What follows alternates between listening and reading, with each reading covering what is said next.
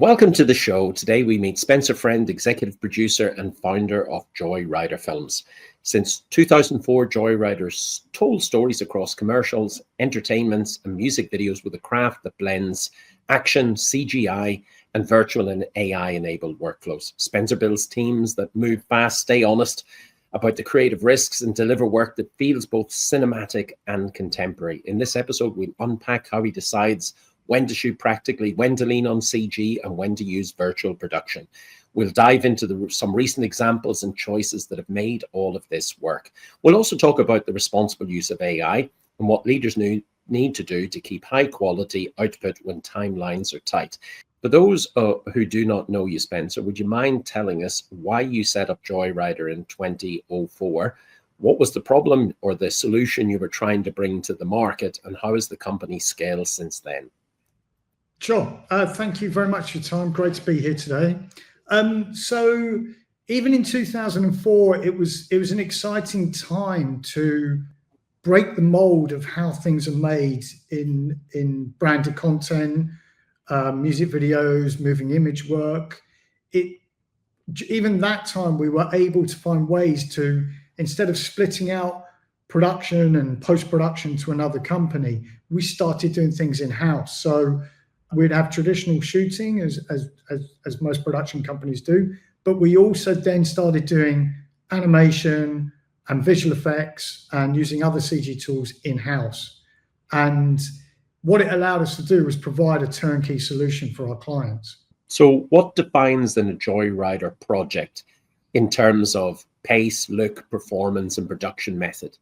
I'd say what we're known for is quite visual storytelling, which I know sounds like a bit of sales puffery, but when I say that, I mean work that visually stands out, whether that's from a photographic aspect or whether that's more mixed media or computer generated. So I'd say that's what we're pretty well known for, and that's what the kind of work we like to do, because it allows us to use various skill sets to deliver what our clients need. So projects today, I'm assuming, are very complex in the media because of every particular type or tool or technology you can use. So how do you go about managing and organizing teams and technology for what is now arguably a very complex industry? I think every project is different. So every project has its own challenges and has its own requirements as to how you make it. Obviously, it's really, it's exciting times now because there's many more tools to use and we've got the know-how to do that. So whether it's shooting live action, whether it's using CG elements, whether it's compositing, whether it's using AI tools, we've been cutting edge on the approach to using all different sources. Well, you mentioned AI there, and AI is taking on an increasing role in media. Why is that? It's much more accessible. So anyone can go into an AI generative platform and generate something still moving image. It's quite easy. However, that's I would say at a consumer level, to create a standalone piece where the shots match and the let's call them characters or the actors look the same throughout, that's a different ball game, completely different ball game, and it requires expert know-how to do this. Well, as a company, then you mix, live action, CG, and increasingly AI or virtual production. Have you got an example you could walk us through? A recent one from pitch to delivery. Where did AI or virtual tools create the value versus the nice-to-have experiments versus, dare I say, old school classic methodologies? I'm sure. We did a really cool project last year. It was for Idols and Coldplay, and that combined pretty much some old school shooting, photography, some old school compositing, and then much more newer thinking with the AI route. And it was quite an interesting project because basically Chris Martin from Coldplay and Joel from Idols are good mates, and Chris was guest singing an Idols track, and the track was called Grace.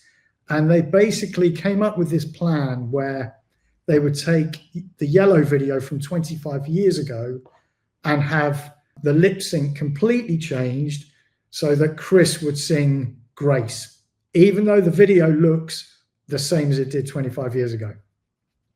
And that created huge challenges.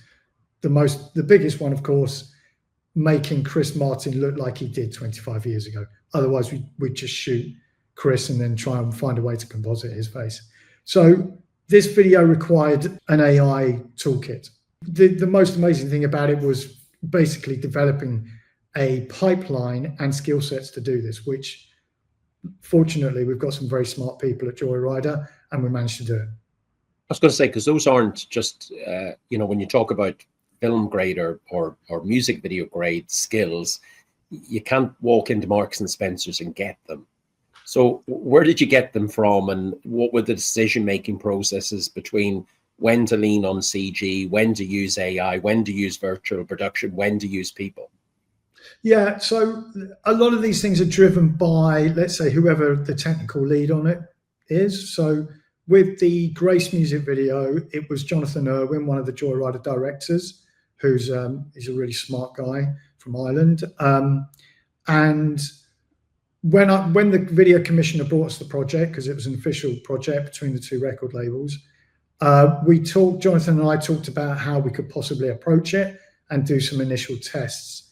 And the key with that video was to basically recreate or generate an AI model of Chris Martin's face singing the new track. So it took millions of iterations of training the model using Stable Diffusion and other AI tools to get him to sing that. And then once that was working, we actually used some old school compositing tools to slap comp the face back on the rest of the video. And the video is tricky because it's an overcranked, the original video is tricky because it's overcranked. So it's shot at, I think it's at least double speed.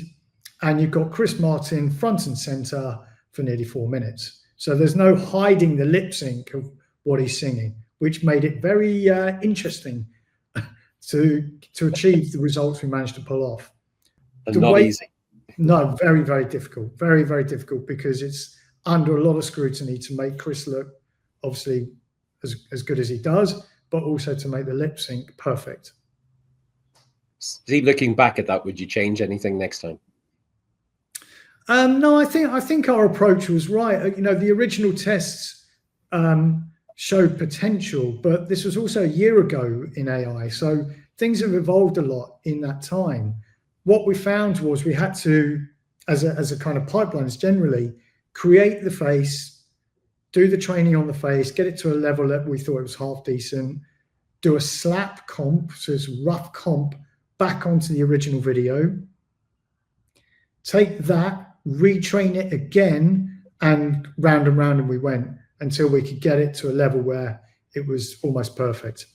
And we were very fortunate because we had a lot of compliments that it looked better than, they did some AI work with Mark Hamill in Star Wars, and we were told what we had done was even better than that. So it's a really nice compliment. Yeah. I was going to say, I'd want that in my gravestone.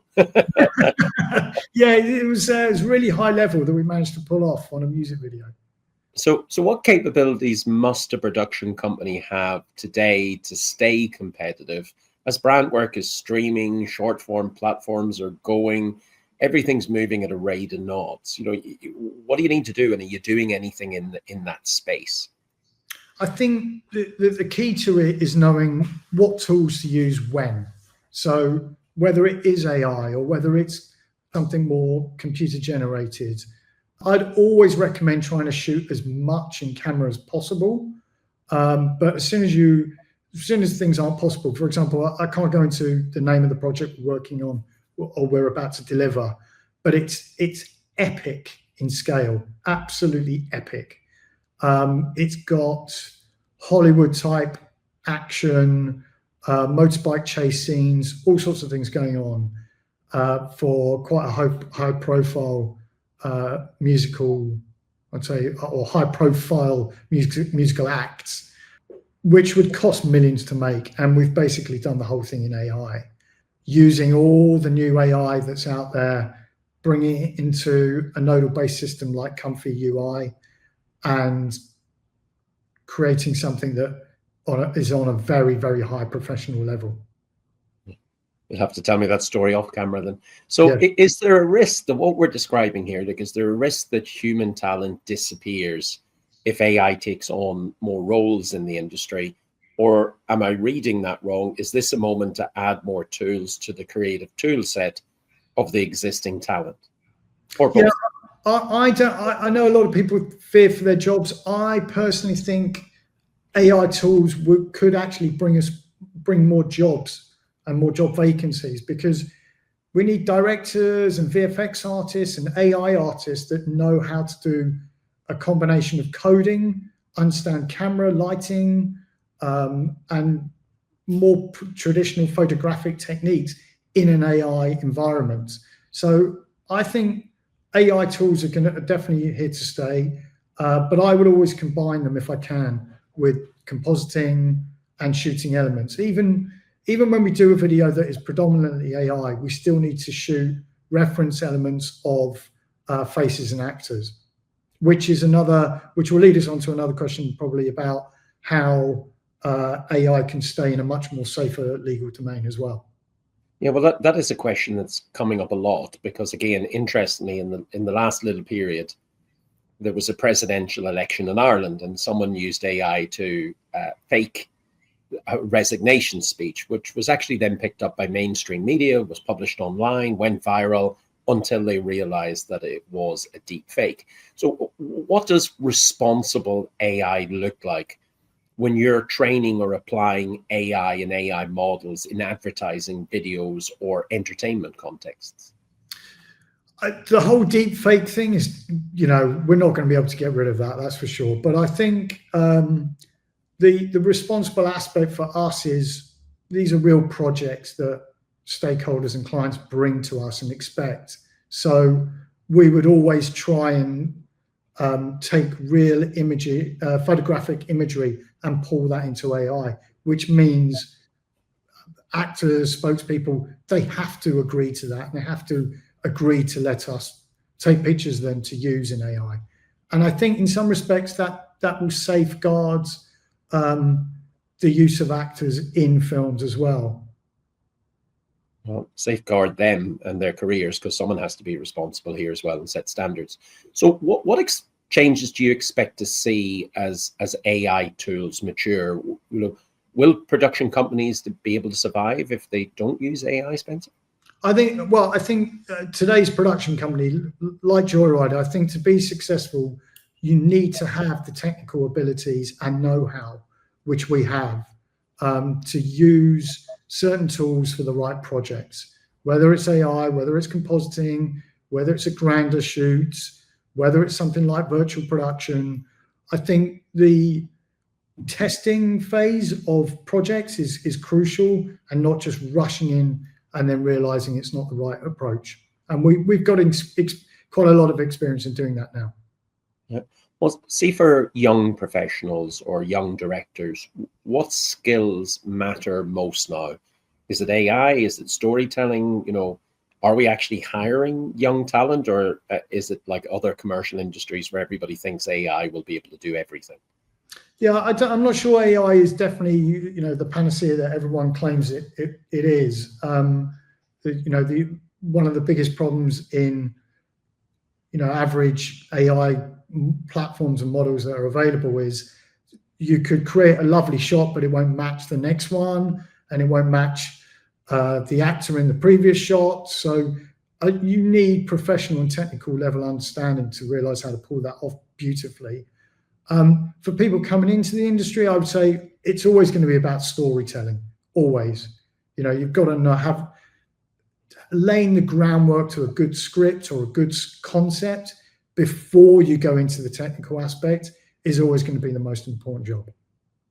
Yeah, well, it's a theme that I repeat week in, week out, that humans are core now, and they will be core ahead. Talent is talent. That doesn't change. AI is an additional tool we should be using, but it's interesting to see in yet another industry that AI is not the only tool in our toolkit. Spencer, if people want to find out a little bit more about you or Joyrider, where do they connect with you? How do they go about finding you?